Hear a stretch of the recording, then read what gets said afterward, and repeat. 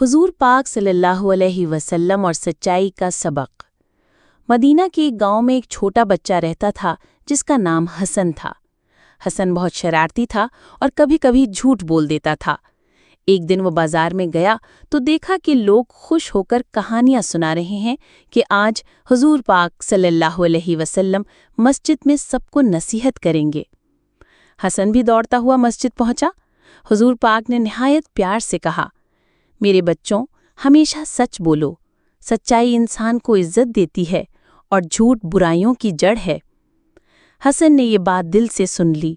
उसी दिन उसने वादा किया कि अब कभी झूठ नहीं बोलेगा। अगले दिन हसन का दोस्त अली उससे खेलने आया और कहा, चलो बाग में चलते हैं, लेकिन किसी को ना बताना। हसन ने मुस्कुराकर कहा, मैं छिपाने या झूठ बोलने के बजाय इजाज़त लेकर चलूंगा, क्योंकि हुजूर पाक सल्लल्लाहु अलैहि वसल्लम ने सच बोलने का हुक्म दिया है। अली ने हैरान होकर कहा, वाकई ये तो अच्छी बात है। यूं हसन की सच्चाई ने दोनों को इज्जत और खुशी दी। सबक: सच्चाई ईमान की निशानी है।